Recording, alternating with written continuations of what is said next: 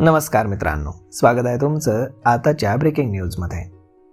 मित्रांनो, RBIनं या वर्षामध्ये 2 वेळा रेपो दरामध्ये कपात करून सर्वसामान्यांवरचं ओझं हलकं केलंय. आता आणखीन एकदा तुमचा EMIचा हप्ता कमी होऊ शकतो. देशातील प्रमुख क्रेडिट रेटिंग एजन्सी KRA यांच्या ताज्या अहवालानुसार रिझर्व्ह बँक ऑफ इंडिया आपल्या आगामी डिसेंबर महिन्याच्या पतधोरण आढाव्यामध्ये 25 बेसिस पॉईंटनं रेपो दरामध्ये कपात करण्याची शक्यता आहे.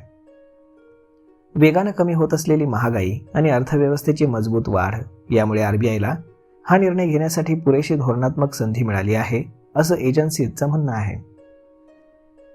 ऑक्टोबर महिन्यामध्ये किरकोळ महागाई घटून ही 0.3% आली आहे. ही गेल्या दशकातील सर्वात नीचांकी पातळी आहे. RBIच्या 4%च्या लक्ष्यापेक्षा ही खूपच खाली आलेली आहे. आता महागाई नियंत्रणात राहण्याची प्रमुख जी कारणं आहेत, यामध्ये ब्रेंट क्रूडच्या तेलावरती किमती ज्या स्थिर राहिलेल्या आहेत ती सगळ्यात महत्त्वाचं कारण आहे. त्यानंतर जलाशयांमध्ये पुरेसा पाणीसाठा असल्याने रब्बी हंगामातील पिकांची मजबूत पेरणी झाली आहे आणि चीनवरील अतिरिक्त उत्पादन क्षमतेमुळे जागतिक किमतींवरती दबाव कायम आहे. तर आता नवीन अहवालानुसार 2025-26च्या दुसऱ्या तिमाहीमध्ये भारताची GDPची वाढ ही 8.2% इतकी दमदार राहिली आहे. मात्र एजन्सीजनं 2026च्या उत्तरार्धामध्ये ही वाढ घटून 7% राहण्याचा अंदाज वर्तवला आहे. सुरुवातीच्या महिन्यांमध्ये झालेला निर्यात वृद्धीचा परिणाम कमी होणं, सणांनंतर उपभोग सामान्य स्तरावर येणं आणि संपूर्ण 2026साठी GDP वाढीचा अंदाज हा 7.5% ठेवण्यात आला आहे.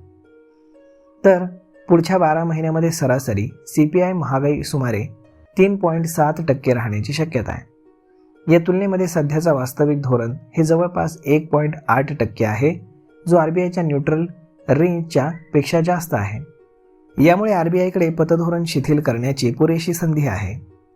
तर मग मित्रांनो, येणाऱ्या शुक्रवारी MPCची बैठक आहे आणि त्यामध्ये RBIचे चेअरमॅन हे RBIनं रेट कट केला की नाही हे सांगतील.